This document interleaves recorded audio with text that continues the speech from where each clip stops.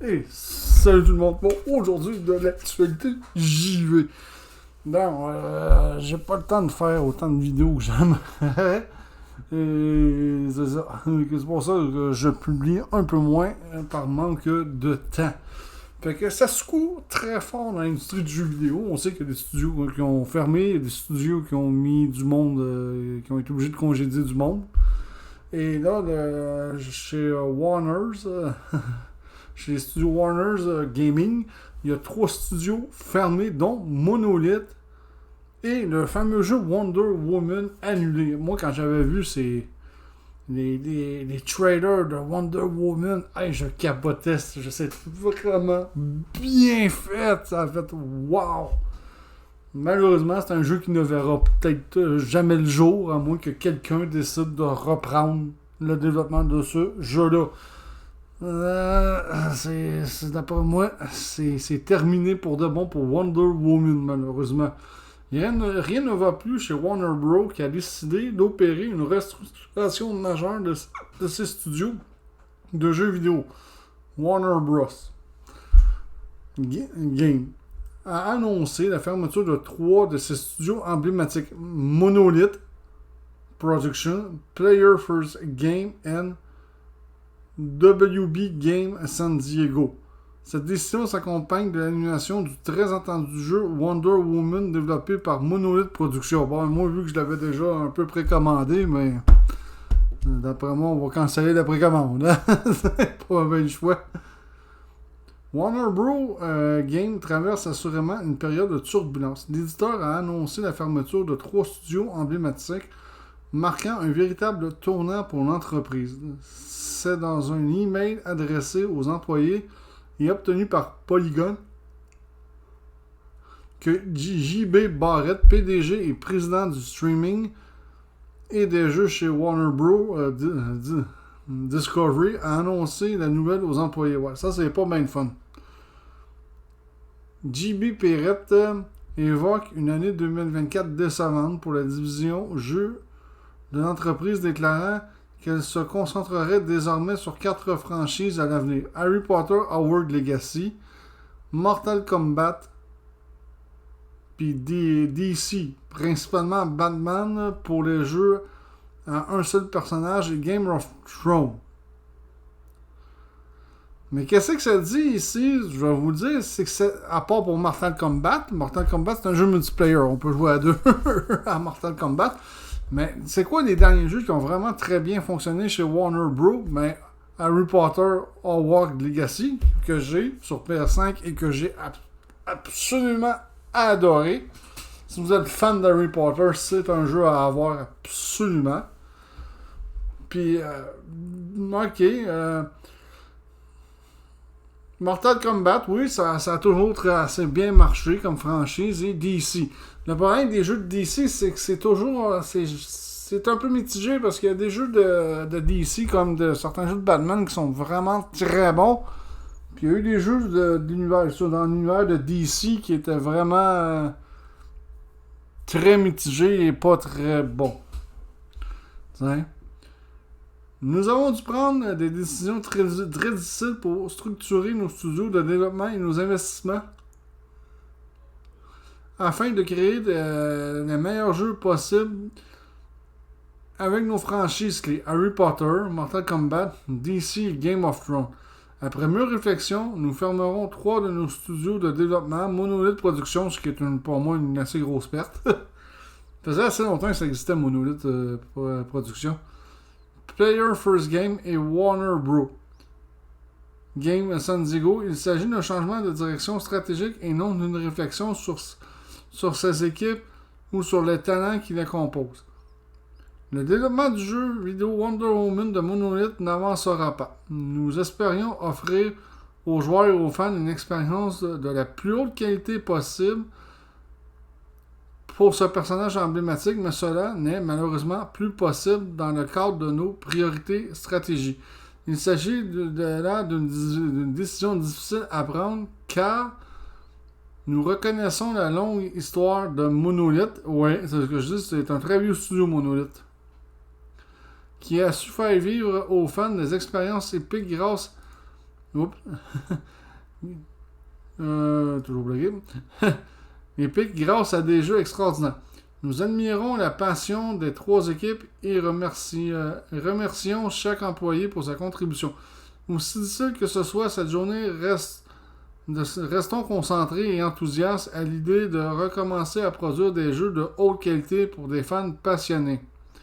Développés par nos studios de classe mondiale et de ramener notre activité jeu à la rentabilité et à la croissance en 2025 et au-delà.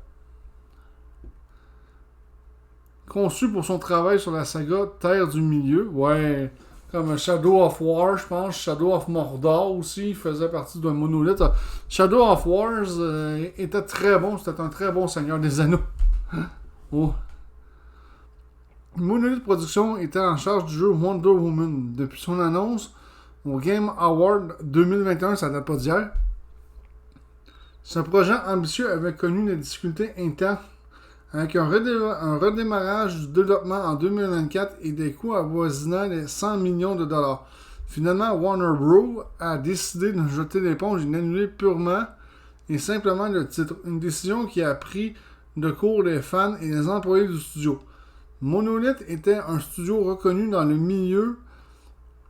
On lui doit par exemple des titres tels que comme Dem. Ah oui, hein, comme Dem sur Xbox 360. Je l'ai ce jeu-là. Gardien du milieu, la terre du milieu, l'ombre de la guerre.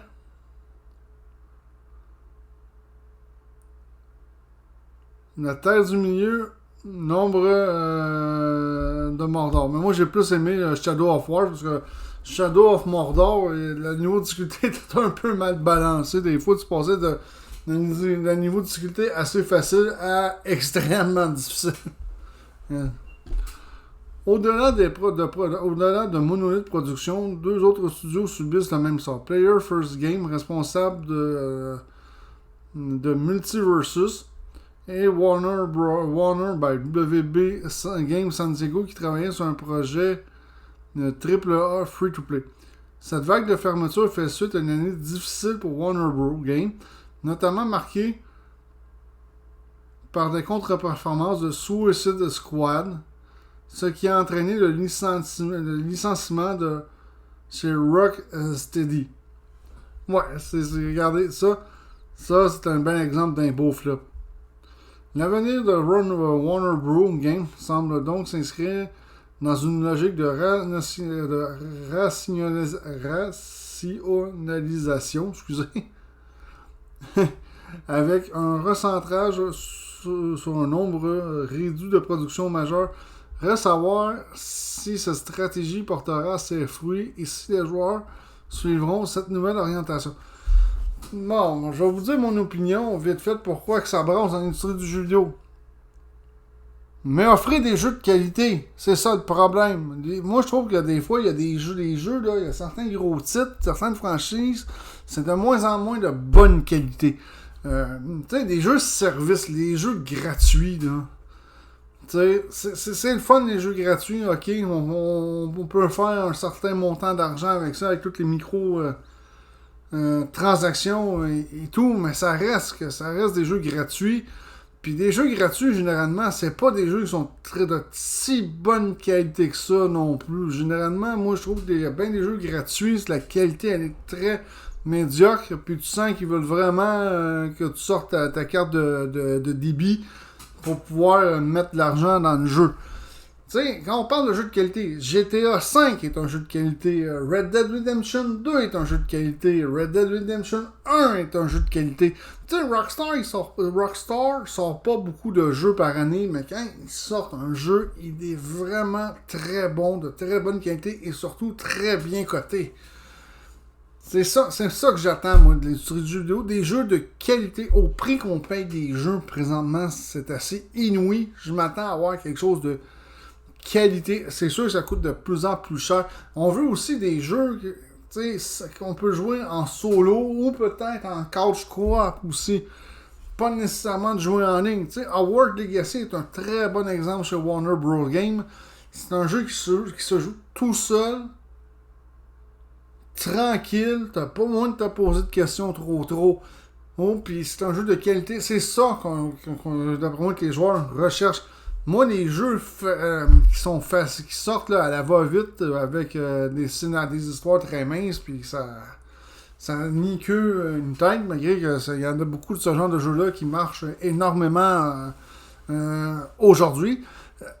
Ça reste que pour moi, c'est pas le genre de jeu que je recherche présentement. Malheureusement, c'est pas ça.